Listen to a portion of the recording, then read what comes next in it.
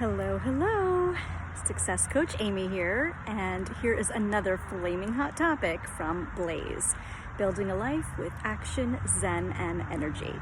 So I am on location today. I'm up in Rochester, and it's our annual weekend to spend up here for birthdays, for family, and I was just thinking about letting go.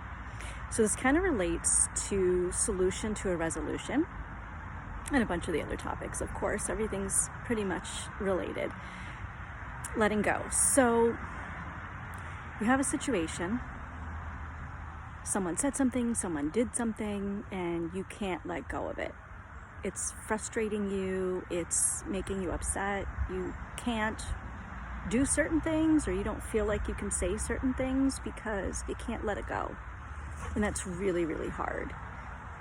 Especially when the person who wants you to let it go can't convince you of that, because you can't change anybody. They have to want to change themselves. Their brain has to want to change their thought process. So how do you convince someone to let the situation go? Again, you can't, but you can still talk to them respectfully and calmly, because a lot of times once you start getting that stress in your voice and the agitation, it just escalates really quickly. And sometimes if one escalates and one doesn't, it can actually make the situation worse. That's no one's fault. It's just the way that it is. It just depends on personalities. So bringing something up from the past is really hard. Well, it's actually easy to bring it up from the past. It's hard to get over it. And that's part of the letting go. So again, what do? How do you handle that? Do you just ignore it? Is it just going to go away? Sometimes it does. And that's part of the solution to a resolution. If you saw that video, you'll remember definition of insanity is doing the same thing over and over again and expecting a different result. You cannot get past something if your brain's not ready to deal with what happened and what's coming up.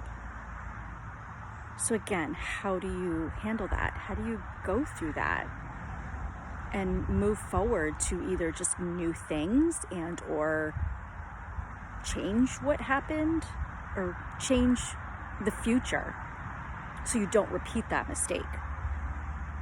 Whether it was something you physically did or said. It's really hard, especially because your brain doesn't work the same as everybody else's brain. And as Dr. John Gray said, men are from Mars, women are from Venus. And in a way, that's true.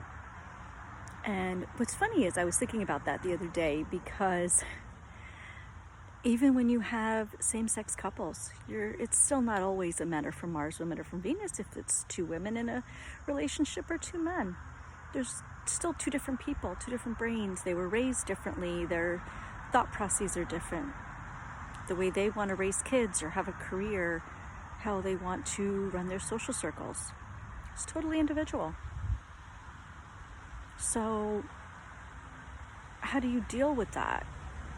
If you are so adamant about you're right, we should do it this way, we should say things this way, we should act this way, but the other person is just as adamant, but it's the opposite of what you're thinking and feeling and wanting to do, that seems impossible. It's not impossible. There are balancing acts, there's compromise. But what do you do when you can't compromise? And you want to really go full force and you're like, no, I'm not stepping down. I'm not giving in. I'm not giving an inch.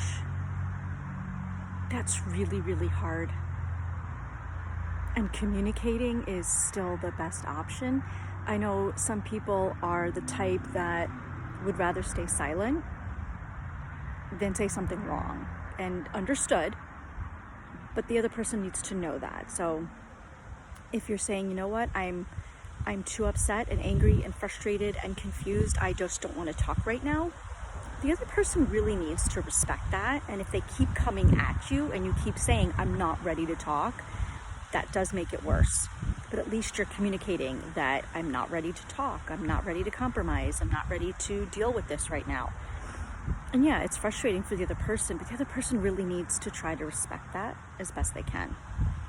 And if they don't, then you need to communicate that as well. You need to respect my boundaries. You need to respect that I'm just not ready to talk right now. Not never, just not now. And of course, if they say, well, when? Like, I don't know, get back to me in an hour. Like, pick a time. That doesn't mean you have to have the answers then. And it doesn't mean you're going to hash it out and get all the answers then. It just means you gave them a time frame. Check back with me in an hour. Whatever it is, check back with me in the morning. Check back with me next week. Whatever the situation is, personal, business, doesn't matter.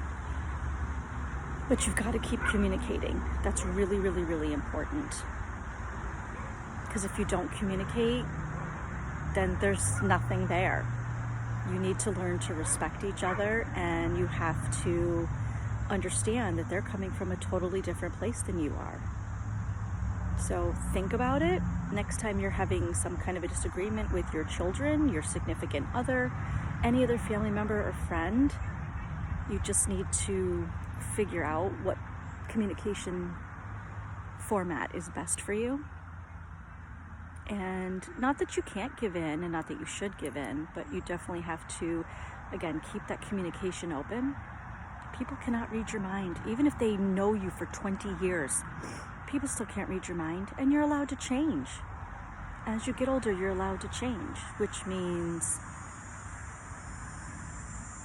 the other people in your life have to understand that if you are changing, whatever way that means, then again, they need to respect that, but you need to talk to them about it. You've got to have communication. Otherwise, nothing's ever going to get resolved. You're never going to find a solution, and you're never going to be able to let go. And there are certain things that you'll never let go of, and that's understandable. It depends on the situation. But if you want to try to get past that, you need to communicate. And that means listening, not just talking. Listening, the lost art of communication, as I like to say. You have to listen as well as talk. And you have to continue to be open, because as your brain is changing, their brain might be changing. For the better, for the worse, just different, that's okay. And especially if you're raising kids, and as your kids get older, sometimes you do change your mind about how you want to raise them, what avenues you want to take with them as a family, as the parent, guiding your child. It's really hard in 2022. A lot's happened. You know, we're mostly out of this pandemic, but it still has left a lot of scars for a lot of people. Toddlers don't know how to socialize at all. Younger teenagers kind of, I think, took some steps back. 20-somethings are a little hesitant to move forward. There's a lot of change going on. So keep an open mind, keep communicating, and always be kind and respectful. Those are huge. You gotta be kind and respectful in general, because the way you treat people or the way you want people to treat you, and vice versa. It's not always gonna happen. It's frustrating. But just think about that.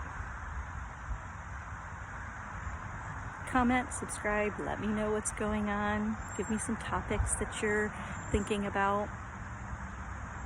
Take care until next time.